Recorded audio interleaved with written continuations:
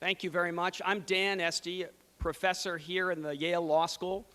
Beautiful auditorium that we're in is part of the Yale Law School, as well as a professor in the Environment School across the campus and director of the Yale Center for Environmental Law and Policy that's been at the core of the organizational effort for today's program. And I want to welcome all of you to Yale and to our Governor's Conference on Climate Change. I can't help as a professor but offer a little lesson on federalism. It is a great joy to live in a country that has multiple levels of government and where there is policy failure at one level. And I think with regard to the issue of climate change, it's hard to argue that there hasn't been some degree of failure in Washington. We have the great fortune to have leadership at the state and local level.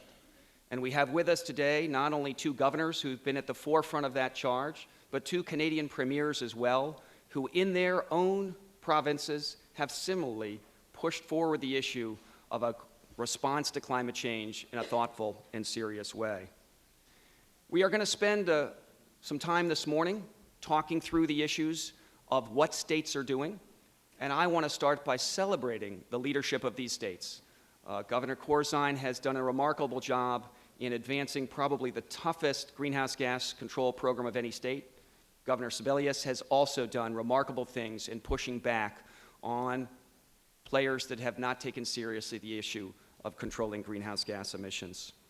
We will later today release a declaration that adds additional governors and additional states to the call for action emanating from New Haven here today. That 18-state set of governors represents more than half the population of the United States, more than half of the emissions of the United States, and to move these states forward ensures that this country is on a track towards a serious, thoughtful, and significant response to the issue of climate change. Indeed, the states signing on to this declaration today have emissions as significant and substantive as Britain, France, Italy, and Germany.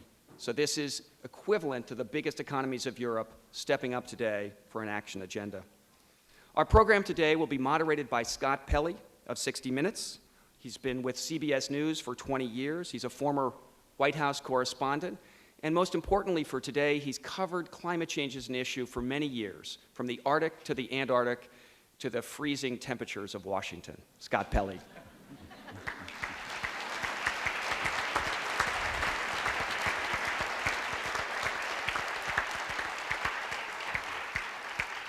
Thank you, Dan, very much. Always such a great pleasure to be here at Yale. You know, when I have a captive audience in a room like this, it reminds me of a trip that I took with my son, who was 10 years old at the time, out to Lake Placid. And I had arranged to get a canoe, and I got him up before dawn, and we pushed the canoe out onto the lake. Lake was flat as a mirror. The loons were calling. The mist was rising. It was every father's dream. As we paddled out on the lake completely alone, I heard the soft sound of my little boy's voice, and he said, "Dad, do we have to do this?" So yes, we do have to do this, but fortunately you're not alone with me in the canoe today. We have some fascinating people to speak with. Governor Kathleen Sebelius of Kansas, Democratic governor, had just yesterday, she told me, vetoed again a bill in her state that would permit the building of 2 coal-fired power plants, which she believes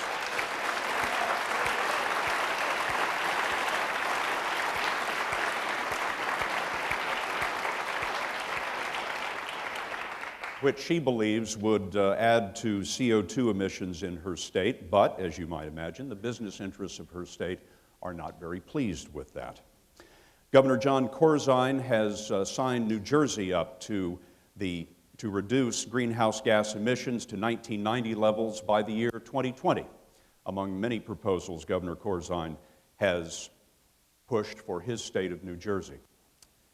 Premier Jean Charest of Quebec has committed his province to a green plan that would put it in line with the Kyoto protocols.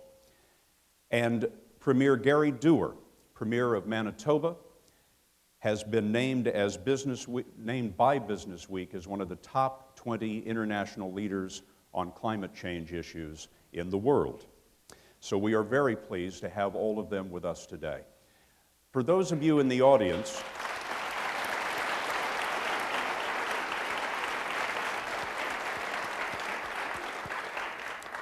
For those of you in the audience, we're going to have a little bit of time for a question and answer session a little bit later in the hour, but first, Yale has asked me to give each of the governors and premiers 5 minutes. 5 minutes is something a television reporter understands, not always true for politicians. However, we're going to try to hold them to this number. Give each of the governors and premiers 5 minutes to speak to you about what's happening in their states today, particularly vis-a-vis their cooperation or lack thereof with the federal government. And I will start with Governor Sebelius. Well, thank you very much, Scott, and it's a great delight to be here in this beautiful school, beautiful campus. John and I, the premiers don't have to run here in the United States, so we take full credit for the weather here today.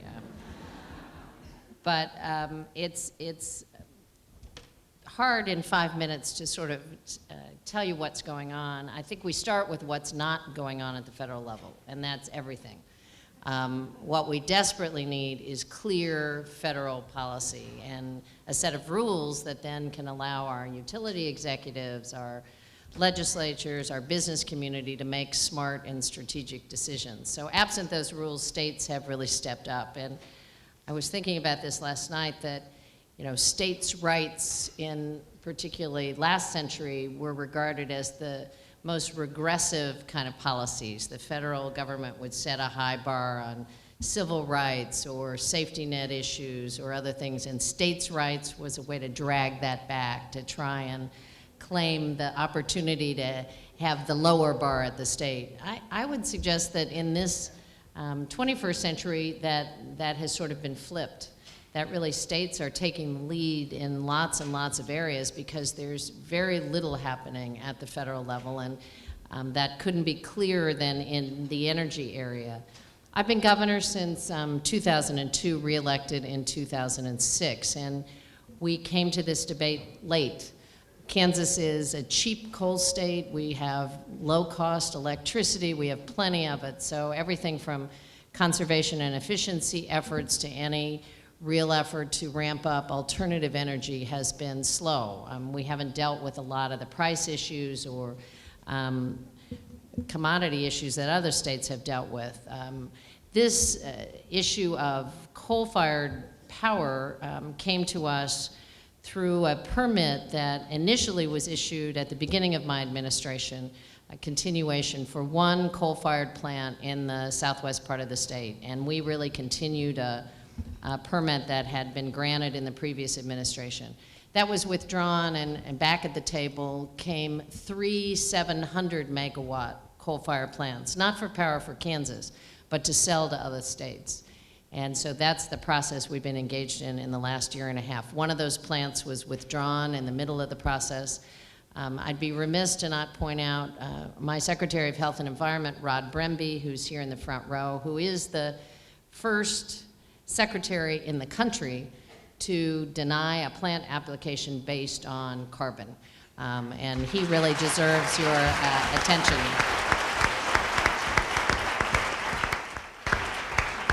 So we've engaged a battle in Kansas looking at the fact that we already, about 76% of our power comes from coal right now. We have the 10th highest per capita carbon footprint in the country. And so to produce 11 million new tons of carbon for power actually that we don't need in the state seemed to me to be not a good trade-off for our taxpayers, for our ratepayers, for the environment, and for the future of the state. The legislature disagrees, so they have passed some bills stripping the secretary of his power, forcing him to reconsider the permits, not considering carbon, and actually tying Kansas to a non-existent federal policy saying we could not make any rules or regulations about the environment in Kansas until the feds had moved and until the legislature granted approval. So I've now vetoed the second of those bills.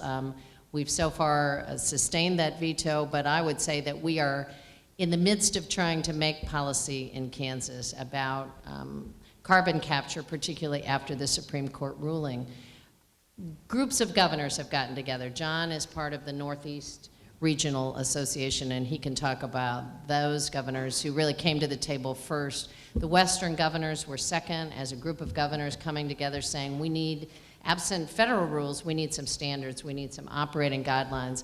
And recently, the Midwestern governors, which we're a part of, have made the same kind of commitment. 36 states are in the process of doing our own climate strategy plans, looking at greenhouse gas emissions, making strategic plans for the future. And 39 states are part of the climate registry, where we are measuring the carbon that currently is in the air, the greenhouse gas, getting ready for a set of federal rules. So we're really trying to take action at the state level, but what we desperately need is clear national policy. We know it's coming, we just don't know what the rules are. So in the short term, we're trying to make rules that actually position us for the future. 4 minutes and 54 seconds for Governor Sebelius.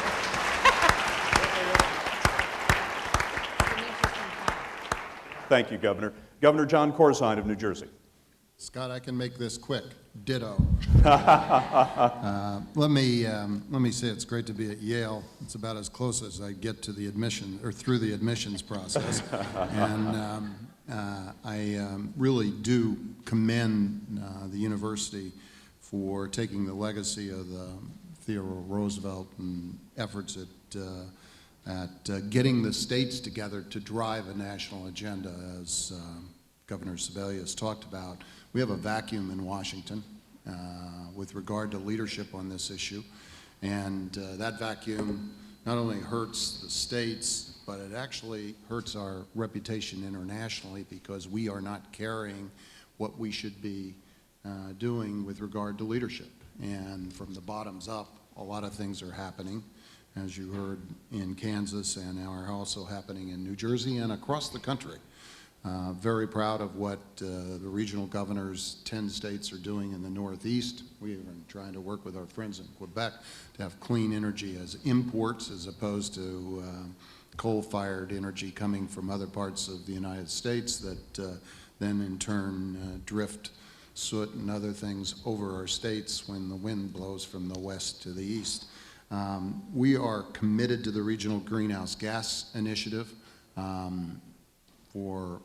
From my perspective, the cap and trade initiatives, which we'd love to see globally, we'd love to see nationally. We are actually, unfortunately, narrowed to regional efforts on it, not necessarily fully coordinated.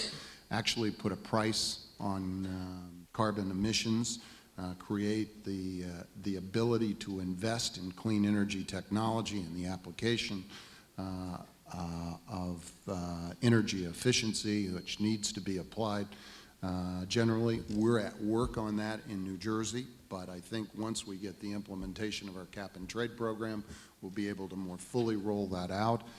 Yesterday, I didn't get to veto, but we did announce an energy master plan that is very detailed in how we get to those stringent mandatory objectives that we've set ourselves for 2020 and 2050. And I think, frankly, that's the essence of what has to be accomplished. If you don't set down mandatory, obliged requirements, I don't think we're going to get there. And if you don't create revenue flows that allow us to invest in the technology from the basic science right through to the applications, I think that's not going to happen. And cap and trade program provides all of that, as well as transitionary money. And I'm very proud of what we're doing. We've got a lot of work to do to take it further. And this has to be done, and this is where the partnership between the federal government and the state has to work together. So much of the implementation, actually it's not even the states, you got to take it even lower into the mayors. We have 80 mayors signed on to global climate change initiatives out of the Conference of Mayors, because it's land use policy. It's it's how building codes get applied if we're actually going to implement and roll out the effectiveness of it. We're at work on this in New Jersey, and I'm proud of it.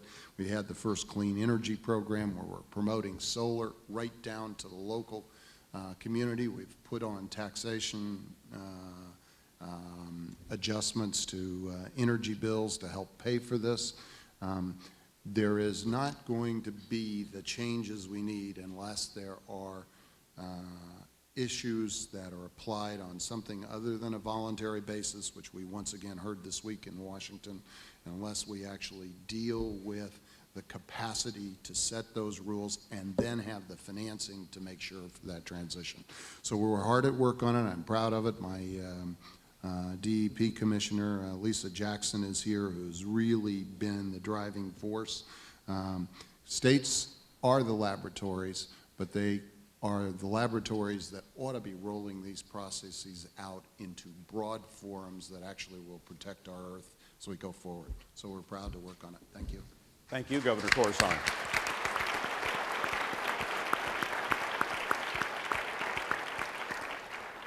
Premier Charest of Quebec. Thank you, Scott, and Governor Sebelius and Corzine and Gary.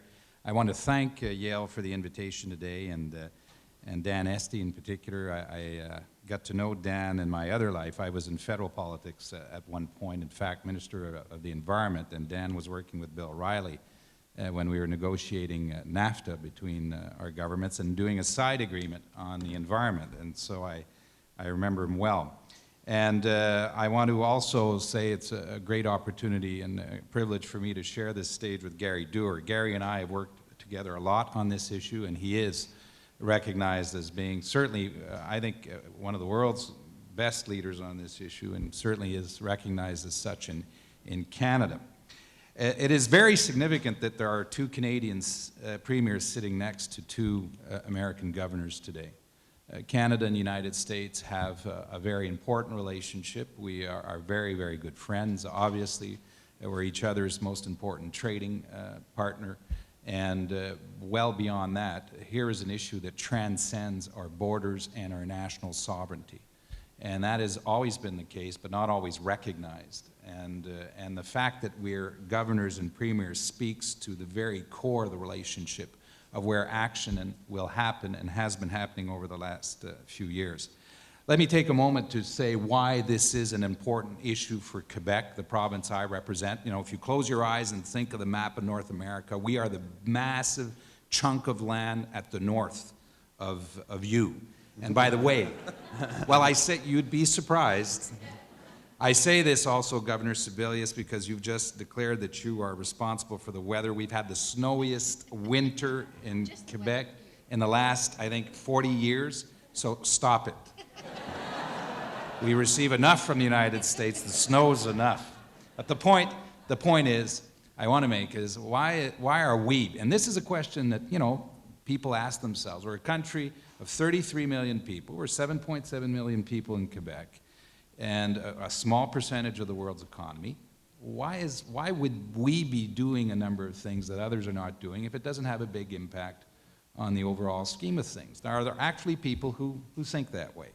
Well, in our case, here's an issue that's going to have a major impact on our lives in Canada, more rapidly and a bigger impact than average countries. We're a northern country. In my case, in Quebec, as I look at the landmass that we have an Arctic region, and we are feeling the effects of climate change now. And as a country and as a province, if we are going to get action on this issue, if we're going to entice others and persuade them to act, we have to demonstrate leadership. It's that simple. We're not going to be very convincing if we're not acting in our own areas of jurisdiction. Dan raised the fact that we live both within a federal system of government, and that's very significant in how actually things happen. And we both have national governments that are aligned on this issue, your national government with ours, and we both have governors and states and provinces that are not aligned with their national governments, and that's the case of Quebec. We have a disagreement, a real disagreement. We support the Kyoto Protocol. We support the Climate Change Convention, and my government has made a commitment to reducing greenhouse gases in respect of the Kyoto Protocol by 6% at 1990 levels by 2012. And we are going, by the next 2012, and we are going to meet that commitment. We're going to make it happen.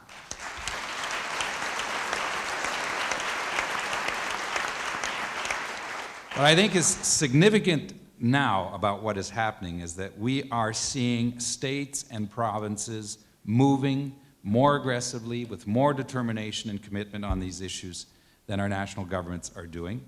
We are doing it because there is a recognition now that here is an issue that transcends our national sovereignty, that transcends borders. And I think politically there's something that's going to come out of this that will be very significant in the way governments operate. More and more we are going to move towards a regional view on issues that may go beyond the environment, and maybe they should.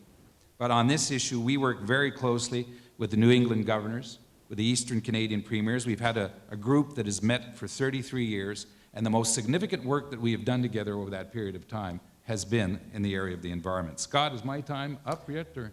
Well, Canadian minutes are longer than American minutes.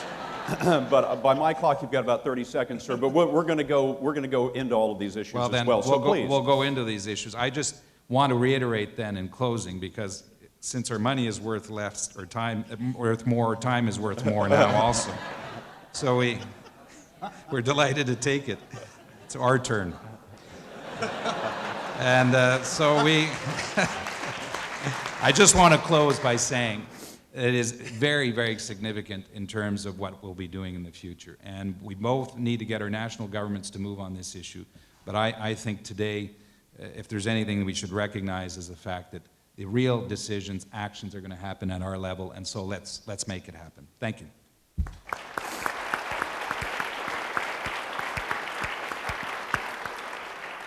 Thank you, Premier Charest. Before we move on to Premier Doer, I understand that Governor Rell is in the audience. Jody Rell, are you here? On her way. All right. Well, we'll recognize Governor Rell when she comes in. Premier Doer of Manitoba. Thank you. Thank you very much, Scott. Thank you again to Yale for hosting us here this morning. I note that the governor's assessment of the weather, there is a slightly different federal-provincial relationship in dealing with the weather in Canada. If the weather is miserable, and it very rarely is in January in Canada, it's federal responsibility. And if it's a beautiful day like today, we take full credit as premiers and state governors. So that's a little bit of the difference between Canada and the United States. Scott has been to Churchill, and in USA Today, it is mentioned as one of the last places of endangered places or species that you should visit in the next period of time, because it will be impacted by, and is being impacted by, climate change. And that's why we work very aggressively with Premier Charest and Premier Campbell as Canadian premiers on action. We work with the Western governors, the Midwestern governors, the Eastern governors to lead, act, and be accountable for action in our own jurisdictions. And we believe very strongly that the shoreline risks here are also going to be risks in terms of our lakes and our rivers and our forests in Canada. And that's why when it's a very cold day in January and a very tough sell on climate change and global warming, we have to be out leading on plans and plans of action. I also believe that there is an economic advantage for intelligent long-term climate change policies. Low-emission buses that are manufactured in Manitoba and Minnesota are the ones that are going to be purchased in California and in other states adopting those tailpipe emission standards. So there's an economic advantage for having a plan. In terms of our plan, we obviously believe in energy efficiency is the #1 way to proceed. We have had the equivalent of 10% of our electrical power reduced with energy efficiency. We believe in improving and legislating building codes. We believe in a renewable energy strategy similar to the eastern states and provinces, to the Midwestern states and provinces, and to the western states. Premiers have acknowledged 25,000 megawatts of renewable energy in the plan we adopted just a few months ago. We also believe in having the forestry protected and part of a Kyoto protocol. We have also accepted the Kyoto Protocol, and we are legislating the Kyoto 6% below 1990 levels. We've introduced the legislation in our legislature just last week. We also agree with the California tailpipe emission standards and other transportation standards that are very, very important in terms of the market and the environment in North America. We believe that they are crucial and we support them fully. We are participating with other provinces and other states on a potential cap and trade system, including the accountability for those cap and trade systems with similar measurements between provinces and states that I think can be very, very important for our future. And finally, we believe large emitters, including coal, have got to be targeted as part of our strategy. We have eliminated one coal plant in Manitoba. We have one more left that will be phased out in 2010. We have introduced a carbon tax on coal to have revenues used to transfer those industries to other alternative fuels, especially renewable energy fuels. And we are aiming to be coal-free in our province by the time 2012 comes along. Now, we have the advantage of hydroelectric power, solar potential, wind power, geothermal. Those are all renewable energy sources to replace coal, but we are absolutely committed as part of our Kyoto target to spend a little more money on energy on the elimination of coal plants. It is more expensive. It is more expensive, but we believe in the long run, for our planet, for our children and our grandchildren, it makes a lot of common sense. Thank you very, very much. I appreciate it. Thank you.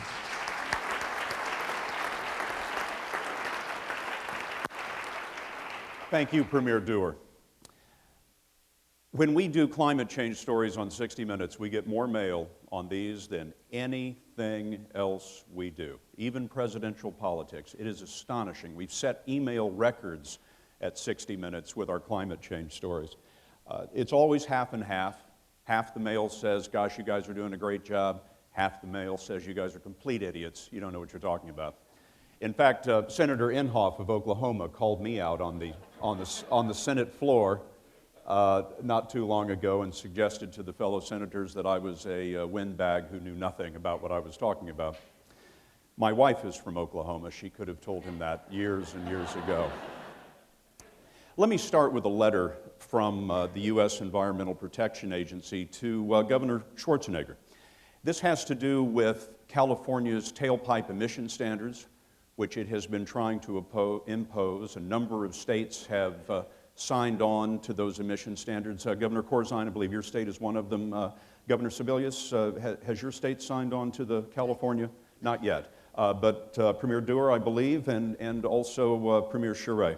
Well, this is the letter that Governor Schwarzenegger received from Stephen Johnson, the administrator of the EPA, when the EPA was informing him that California would not be allowed to go its own way on the tailpipe standards. And I will quote, "Unlike pollutants covered by other waivers, greenhouse gas emissions harm the environment in California and elsewhere, regardless of where the emissions occur. In other words, this challenge is not exclusive or unique to California and differs in a basic way from the previous local and regional air pollution problems addressed in prior waivers." Governor Corzine, the federal government is saying it's none of your business. New Jersey shouldn't be involved in this. California shouldn't be involved in this. You have to wait for Washington to lead the way. See you in court.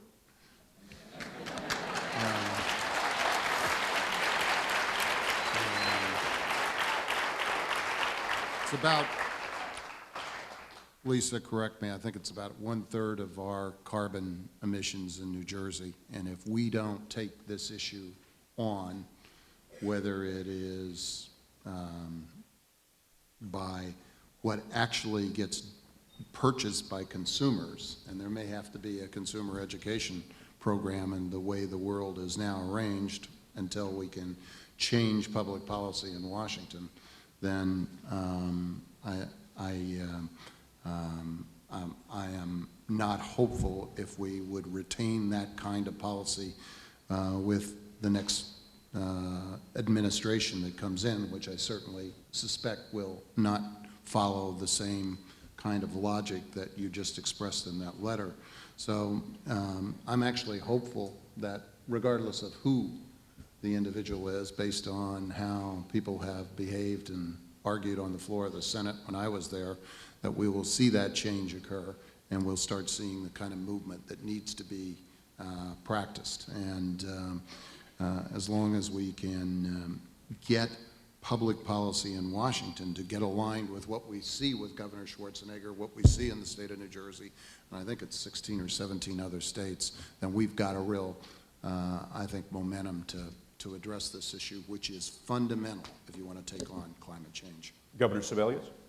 Well, Scott, I think it goes back also, in this particular case, it's the auto transmission, the tailpipe emission issue, but I don't think ever in my lifetime I've seen the federal government set ceilings and not floors. Typically, the policy is that the federal government sets a floor and says, you must do at least this well, and then states and local regions try to exceed that, try to make a difference. In this case, and we've seen it not only in this policy but in others, the federal government says you may not exceed what we have here, and in this case they have nothing.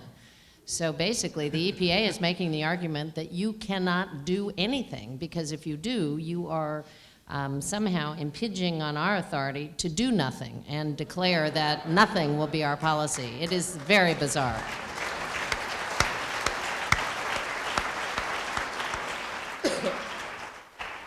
But the argument is made, and you have heard it, that you can't have 50 states going off in 50 different directions, or even 5 different directions, in an issue that is so important to national policy. It creates what's called a patchwork solution. Well, I think that, again, I don't want to speak for Governor Corzine, but this is an area where Republicans and Democrats, east, west, north, south, when governors get together, all of us are in pretty universal agreement. We need national rules, but they aren't there. We've waited 7 years, 7.5 years for this administration to engage in this issue, and they're not there. So governors are not going to sit and wait and let harm continue to happen. I heard the premiers talk about their willingness to step up and say, we have to engage in this effort. We have mayors across this country, we have governors across this country who are saying the same thing. So we'd love a set of national rules, but absent that, I think states will continue to move, will continue to lead, mayors will continue to lead, and hopefully we'll have a new administration who will see this as one of the key challenges facing our country and our world and get to work.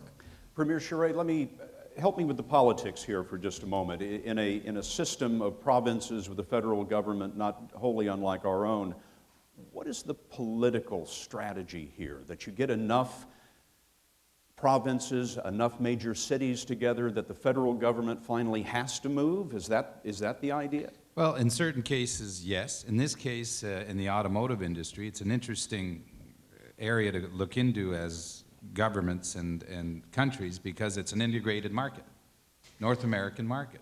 So clearly here is an opportunity for us to act together. Everything that happens mostly in the industry happens in lockstep. Well, then what do we do strategically to move this along? Well, there's a very practical issue here. There's going to be a change of government in the United States in less than a year from now. And we all anticipate that the change of government, no matter who it will be among the 3 leading contestants now, are going to move on these issues. And so my view is that the more states and premiers move on this issue and state their ground, the more we will set the table for the right decision to be made when that new government will be elected. I think it's very significant at this time that we speak to this. Now, we did it back home because we produce a lot of hydro. We're the 4th biggest producer in the world, and it's clean, renewable energy. And some of it, as John mentioned, we'd like to sell to the United States because it makes sense for you and for us, but also because transport's the biggest sector, biggest producer of greenhouse gases in my jurisdiction. And so this is an area where it makes a lot of sense for us to move. And we all know that we can't move alone. That's the key here. I mean, Quebec alone is not going to implement a California tailpipe emission standard. That's not going to happen for obvious reasons. But if New Jersey and Manitoba and a great chunk of states and premiers move together, then it will happen. Well, that brings up an interesting point, which I'll take up with Premier Doer. The states that would like to sign on, like New Jersey, to the California tailpipe standards are enjoined from doing so now because of the federal ban. Your province also would like to sign on to those standards. You're not bound by the U.S. courts or the U.S. federal government. Why don't you just go ahead? It's a very good question. We support the California tailpipe emission standard, and we signed on to it very early on. We represent a small portion of the population in North America. California buys more cars, rightly or wrongly, than all of Canada put together.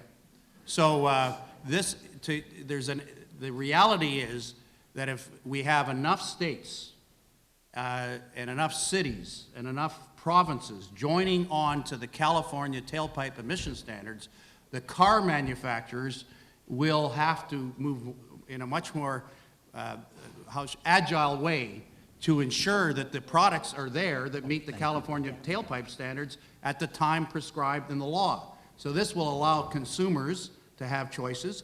I would argue it will allow our manufacturing sectors in North America on either side of the border to be producing those new products. And that's why it's so important that California's won 2 court decisions. I can't believe, as the governors have pointed out, it's being stopped at the, quote, federal level, at administrative level. It is crucial that we move ahead with the tailpipe standards, and it's both a environmental standard, but it's also a market reality that will make a huge difference in North America. I believe we have the tipping point of provinces and states with the California tailpipe emission standard, and I believe that the last domino is in Washington, and I think that that will be, once that tipping point, once that goes down, this will be implemented in North America, because there's too many consumers that are covered by all of us that will be buying those cars in the future. Can I just take a moment to recognize Governor Rell? Jody Rell, thank you for joining us very much, Governor.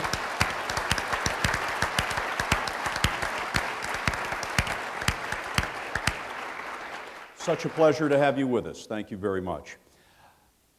Governor Sebelius, the Chief Executive Officer of the Sunflower Electric Power Company, says you have done a terrible, terrible thing in vetoing these 2 power plants. He says it will unnecessarily raise electric rates for Kansas families and punish Kansas workers and industries, which raises an interesting point. If the states go off as individuals imposing new environmental regulations, doesn't that put Kansas, in this case, at a competitive disadvantage with other states, vis-a-vis Texas or Oklahoma, for example?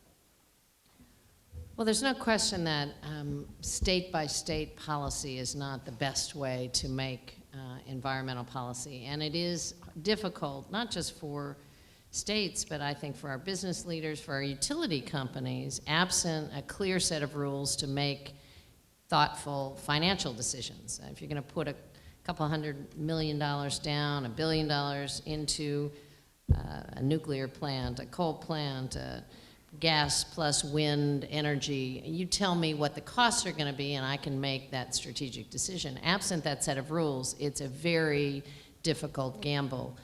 The reality of the plants in Kansas, again, was that the power is not for our state, it was for export power. The jobs are short-term, several thousand probably during the phase of building 100 long-term jobs. And we own the carbon, 11 million new tons of carbon. Now, to me, that's a lose-lose-lose situation for Kansas.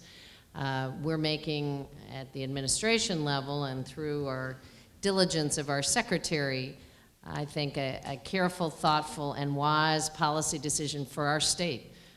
That we think the money gathered from the operating fee is far outweighed by the impact to the environment, to the health of Kansans, and frankly to the financial risk that it puts those ratepayers in. Sunflower is an electric cooperative owned by 400,000 farmers and ranchers in western Kansas. They will have the privilege of owning the carbon that goes with those 2 plants, and they don't need the power. So if you look 3-5 years down the road to a carbon cap and trade nationally, to a price for carbon nationally, their rates don't go down, they go way up because they now own 11 million new tons of carbon a year. I think that's a very bad financial risk for those folks. And we've been accused of regulatory uncertainty. To me, the worst regulatory uncertainty is taking the permitting process into the legislature, where the membership changes every 2 years, and you could be a friend today and a foe tomorrow. That really causes uncertainty into the future. So, with all due deference to Mr. Watkins, we see the world through a slightly different lens. We're going to take questions from the audience in just a moment, so those of you who have questions, get those in mind. We have microphones that are going to come up to you, and I will direct all of that. But before we get there, let me ask Governor Corzine a similar question. The New England Council, a business organization, says that you're going to force up electric prices by 23% in your state because of the Regional Greenhouse Gas Initiative, 23% by 2010. Doesn't that put New Jersey at a terrible disadvantage with the rest of the country? Couple of observations. First of all, that is compared to what? Are you going to actually have prices rise independent of what that increase would be just to stay in business as usual, without taking into consideration the kinds of things that I think Governor Sebelius properly pointed out? I think most of those arguments that I hear, whether it's from Sunflower or whatever the group is that you just mentioned, are short-term analyses versus long-term analysis.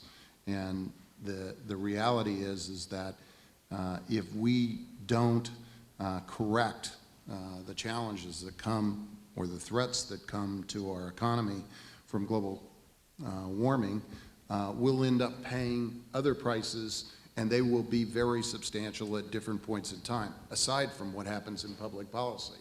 I don't think that makes any sense. In New Jersey, we have 127 miles of ocean shoreline, but we're basically a peninsula state.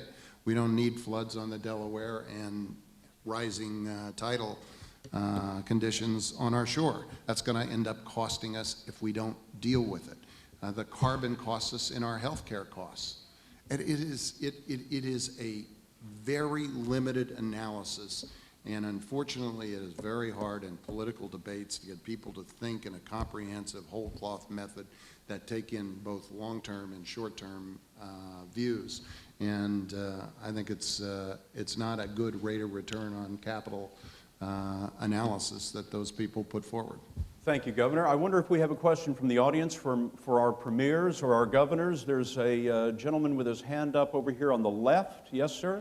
Let that microphone get to you. And if you would give us your name, please, and any affiliation if it's relevant. My name's Richard Stowe. I'm from New Canaan, Connecticut, and I'm president of New Canaan Environmental Group, and also a group called Rail Trains Ecology Cycling. And I wanted to compliment the panel on their articulate discussion on climate change. But my question is, with regard to with regard to Stephen Johnson's denial of California's request and the discussion about regionalization, would New Jersey, Quebec, and other northeastern states consider creating a Northeast Regional Rail Authority that could act as a modal substitution or modal switch where we could reduce CO2 by having more efficient form of transportation that people travel by? Premier Charest, perhaps you'd like to take that one up. Well, and we have a forum, as I mentioned earlier, for 33 years now. There's been an annual meeting of the Northeastern governors and states. There's 6 states, 5 provinces that meet. Gary has the same thing on the western side, and a number of things have come out of that, by the way. And in our case, for example, we have been instrumental in pushing our national governments on a file that's very similar to this one, by the way, on SO2 emissions. You remember acid rain. It was one of the major issues between Canada and the United States in the early 80s. In fact, interestingly enough, the story on acid rain in regards to Canada-U.S. relations is following a similar line, not exactly the same, similar line than the one on CO2 emissions.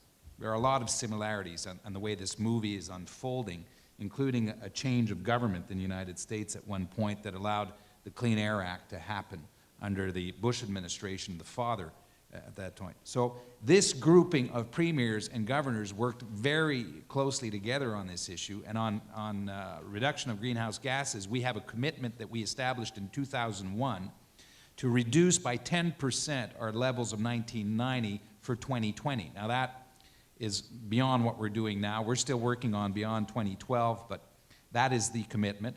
And one of the things that we're looking at is transport and the integration of transport. Now, we have a major issue, though. It's security. And one of the major concerns in regards to our relationship with the United States now is what we call back home the thickening of the border. And it's a related issue. It's going to be one of the major obstacles in regards to trade between our countries. And who knows, maybe in dealing with this issue also. But without going into the detail, what we are working on now is integrated transport systems to reduce greenhouse gases, recognizing that it's one of the main sources of pollution. Premier Doer, I've been to Manitoba. I've been to Manitoba in February.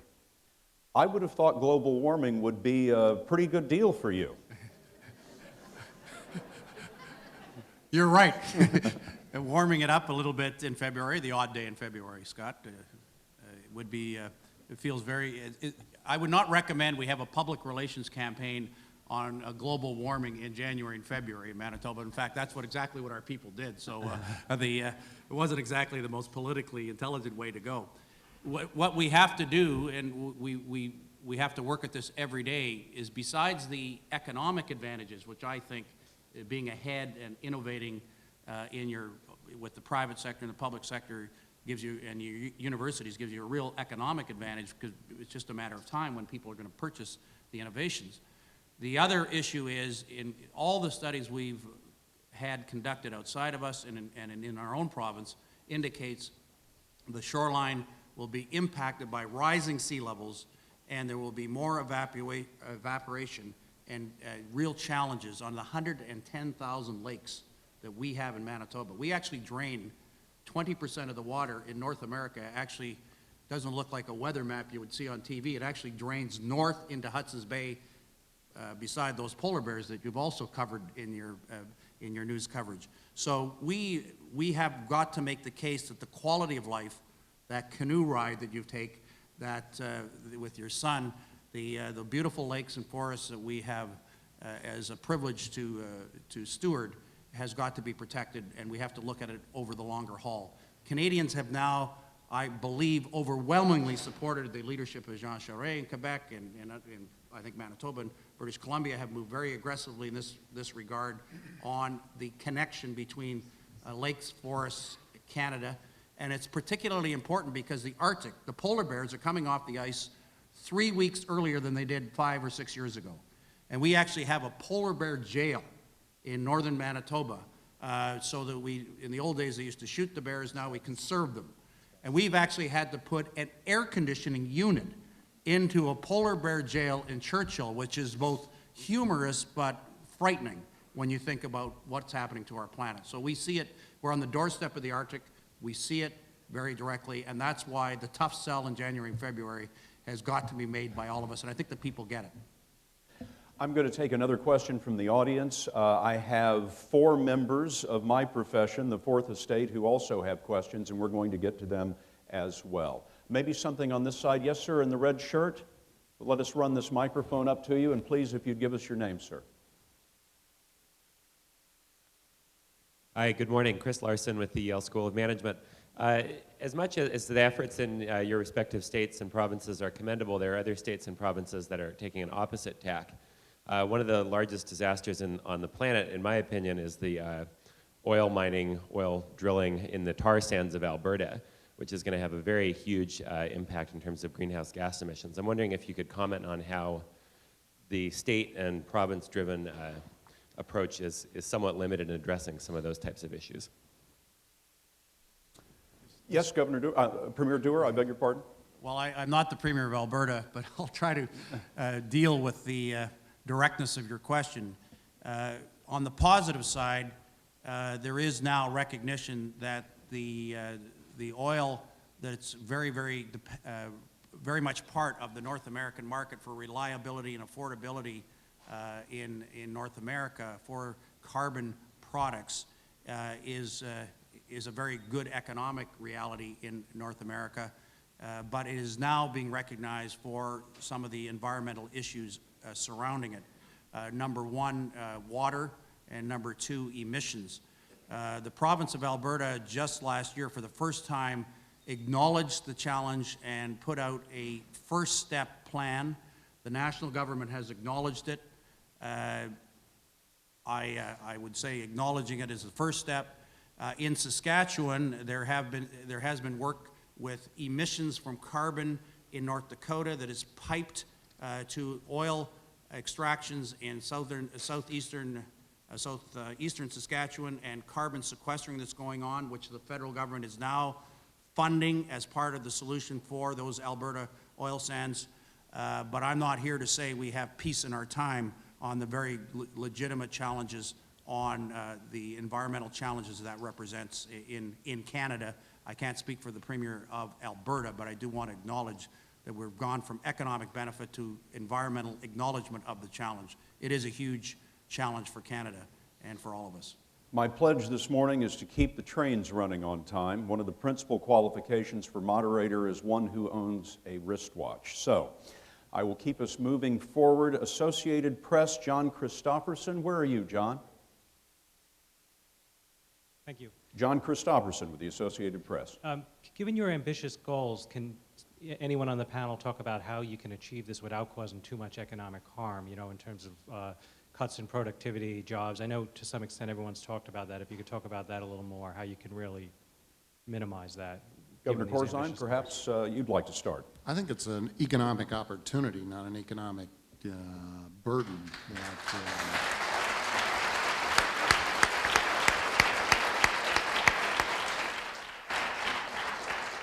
Taking on these transitions from where we are today and where we must be to meet those mandatory goals is exactly what I think our economy needs, and it will drive all kinds of even positive unintended expectations with regard to what happens.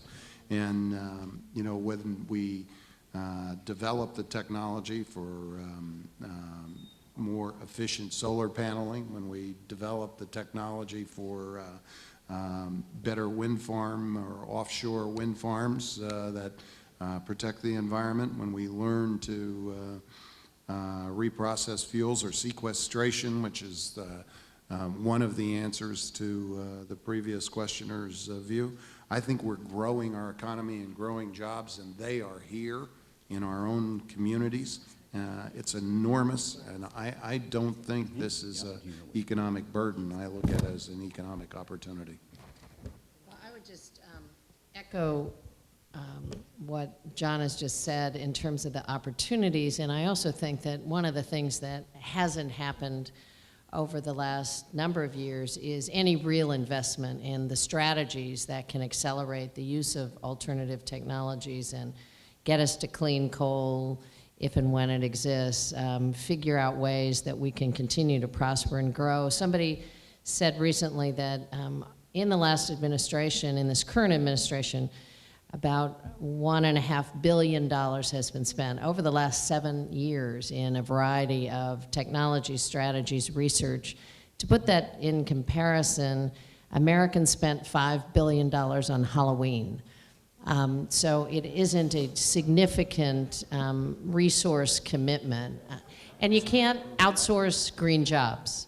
Green jobs are here, and they're in this country. You can't put them elsewhere. So having a job commitment to rebuild our infrastructure green, to move ahead on we're the third windiest state in the country, even when the legislature's not in session.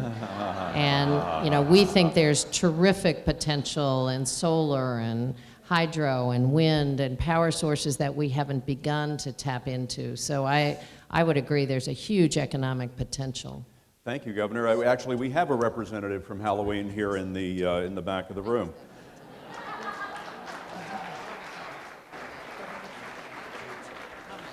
a Canadian snowman, I'm sure, at this time of year. Yes, Governor Charest. Premier Well, Charest. first I want to reassure everyone, we are not canceling Halloween. So I think the question is at the very core of everything we're going to be dealing with in the next few years, and it reminds me of the question that Scott asked a few minutes ago about the cost of doing things, that always needs to be followed by the other question we ask ourselves, which is the equally important question, is the cost of not doing things. And that's the question that we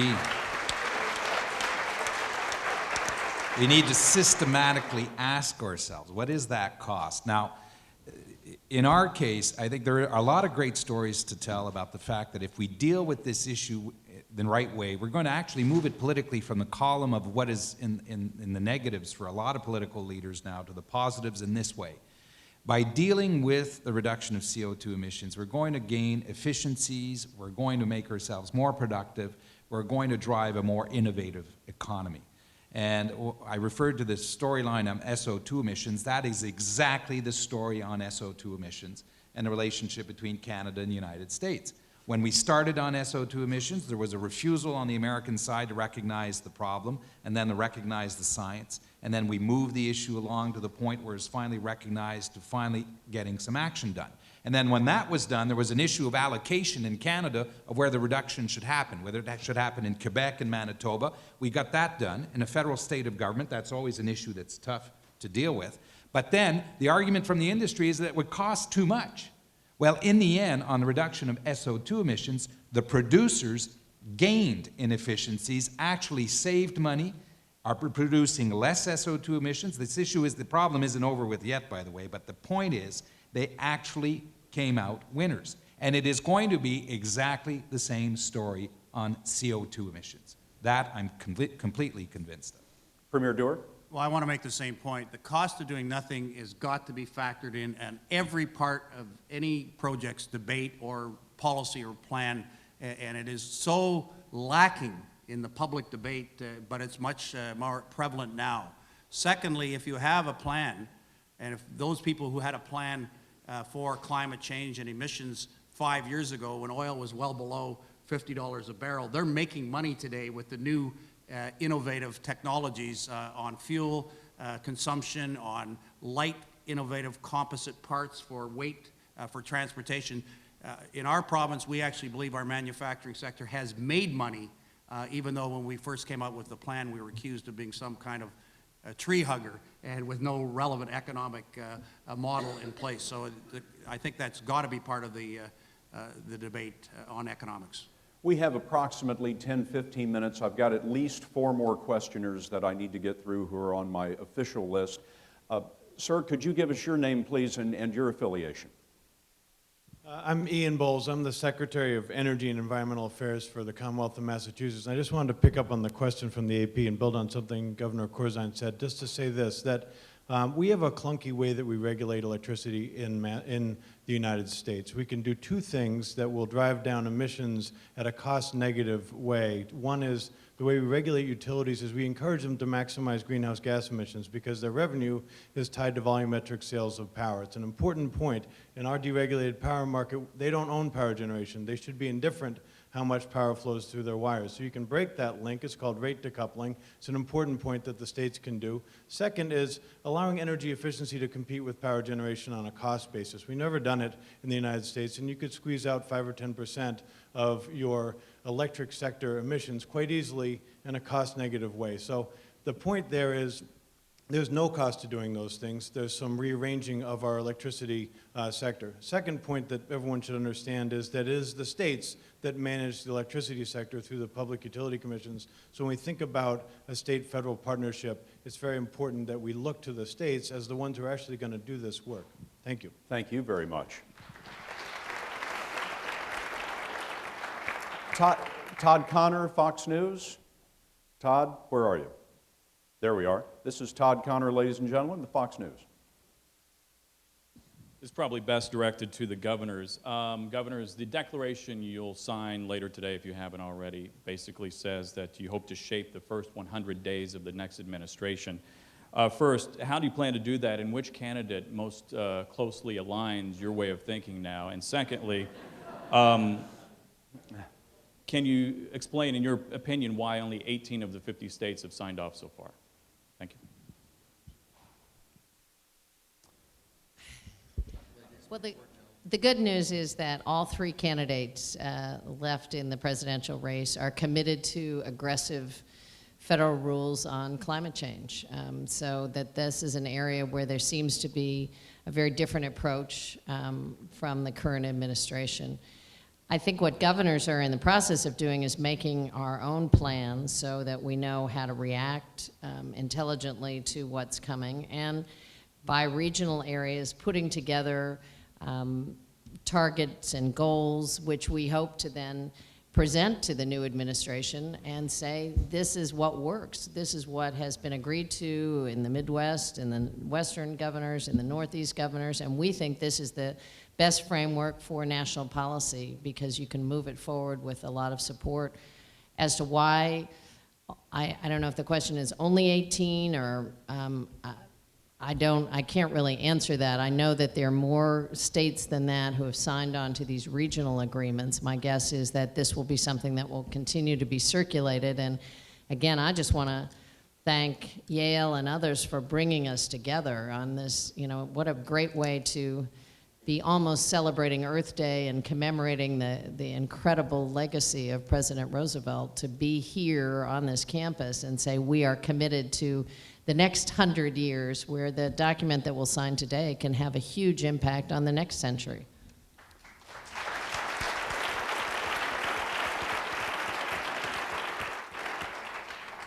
I'll only add that we ought to underscore the fact that states will have a role, a very significant role, when you have the proper leadership at the national level. We've all said that in one form or another, starting with the reversal of the states' rights initiative that Governor Sebelius talked about in her opening comments, to the comments that the gentleman from Massachusetts raised, to each of us. To implement real practice of the steps that are necessary to combat climate change, you've got to go local.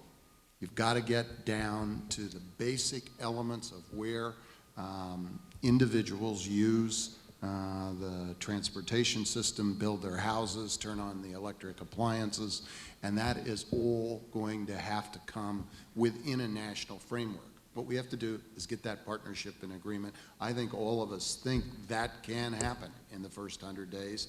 Whether it's 18 governors or it's all 50 of us, I think that that's the direction that the country needs to go, and the globe does, and we're going to fight for it. Sebastien Beauvais, Radio Canada.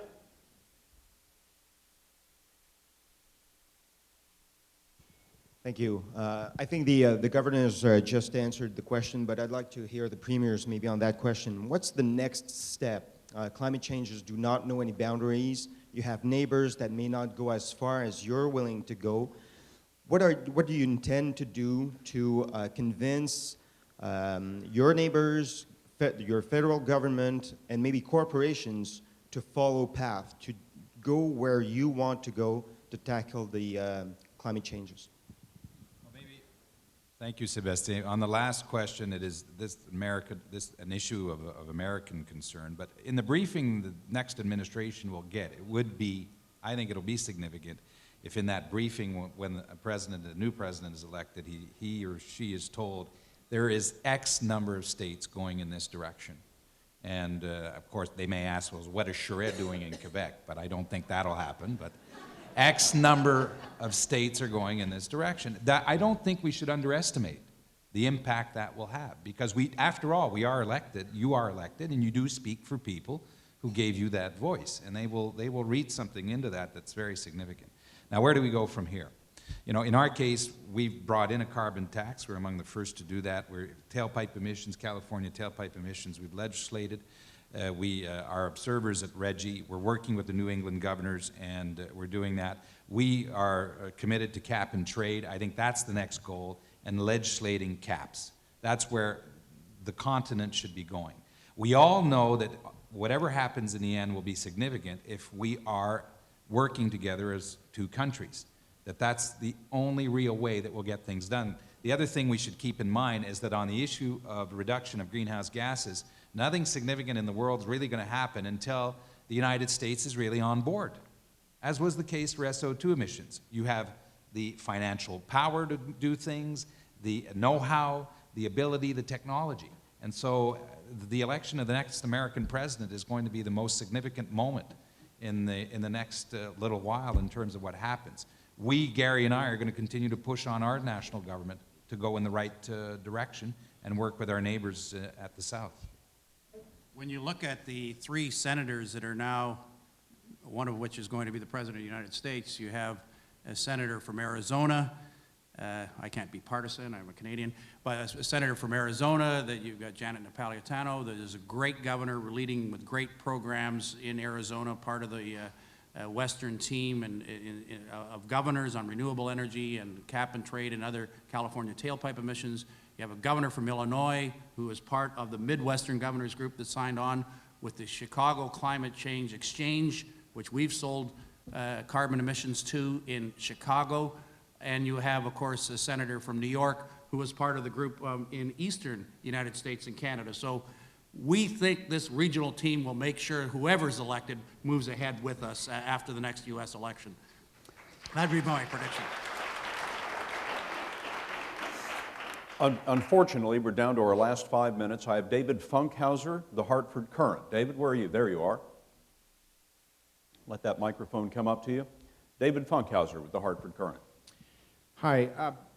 Theodore Roosevelt IV, sitting down front, I see, gave an interesting speech last night where he warned about the sort of disconnect that might be found between esteemed gatherings such as this and people who are struggling with their everyday lives and health care and economic woes and inner city problems. And I'm wondering, how do you take people like that? How do you speak to people like that? And what do you say to them to convince them that this is such an urgent issue for them?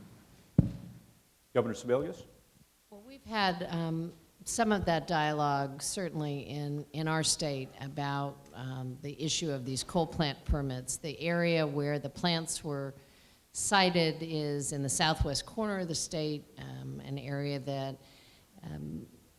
needs economic development, where a lot of the population has moved further east, where people are living at a standard of life below some of their eastern neighbors. So a lot of the argument in favor of the plants was an economic development argument, and also where power is more expensive than it is in some of the eastern part of the state, and the money for the operating fund would have helped to lower some rates, at least short term.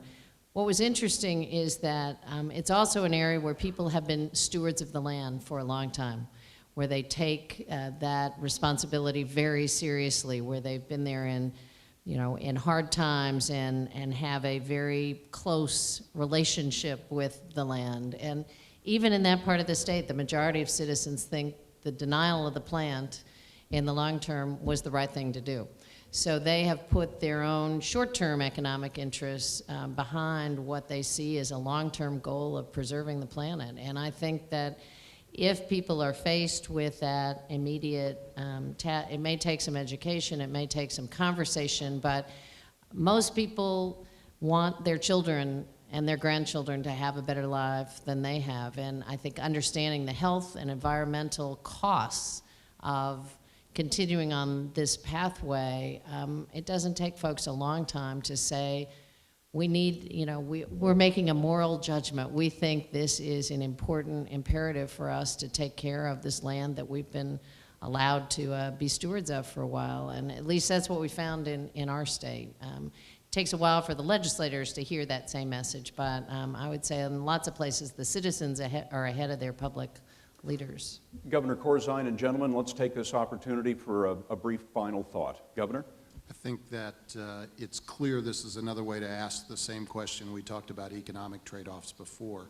I actually think you're going to create jobs for a lot of the people that might actually be hurt by rising rates. I think that government has a responsibility, and in Reggie, we are actually trying to use some of the resources to be supportive of people who are of modest means with regard to the transitionary costs. And then I think Governor Sebelius talks about the long-run health implications of not dealing with these issues. It is an extraordinary buildup of costs. All you got to do is look at the asthma rates in highly densely populated communities, and I think you can actually score pretty quickly in speaking to those individuals. Premier Schrey. Well, much like Governor Corzine, I think this is an health care issue, and it is an issue about poverty. And let's, just look at where it affects us, whether it is asthma or air quality or the price of food. And what's happening now with the driving cost of some of the basic products. One of the things that is happening now is that I think we are finally realizing that this is much broader an issue than we had first thought. Some people thought it's strictly an environment issue, and it's much broader. It speaks to a number of things. And I'm an optimist, by the way. I think, I've seen the Montreal Protocol on the depletion of the ozone layer operate, and it was an innovation. It worked, and it's not perfect, but it has had an impact on SO2 emissions. Again, I think the storyline reflects what we'll see on CO2 emissions. I think we're going to come out of this with some solutions, but we do need both of these countries to be actively involved, both Canada and the United States to happen, and our federal governments to be actively involved. We are going to continue to work together, and in closing, one of the things I'm going to be announcing today is that Quebec is going to sign on to the Western Climate Initiative, and we are going to be part of that because we believe in all these initiatives, and we want carbon trading to happen at the Montreal Stock Exchange, and we're working on that. But and I want to, in closing, Scott, thank again Yale and Dan Esty for offering us this opportunity to share some thoughts with you. And we hope that very soon that we'll see a lot more action coming from our national governments on this. Premier Doer. Well, that very good news about La Belle Province. Bienvenue to the Western Climate Exchange. John has been a great leader in Canada on all of the initiatives on climate change, and of course, as a former environment minister, he's got a knowledge that some of us don't have as premiers. There's a lot of NGOs in the room. I want to thank you for all your great ideas. We shamelessly borrow, I was going to use steal, but we shamelessly borrow any good idea we can hear from other states, from other provinces, from people in the private sector and our NGOs and educational sectors on how we can accomplish the targets we've set. I am an optimist as well. I believe all the work with states and provinces, and including some of the Mexican states, I believe all the work that's going on with cities and regional groups, we're laying the groundwork for counting the same. We're laying the work in terms of science. We're laying the basic plans for a carbon trading system, cap and trading system. I just believe with the California tailpipe emission standards, with so many of us signing on, that it will not just be the environment but the market that will help us drive this agenda forward. And I want to thank Yale and Scott for hosting us this morning. Thank you very much. Thank you very much.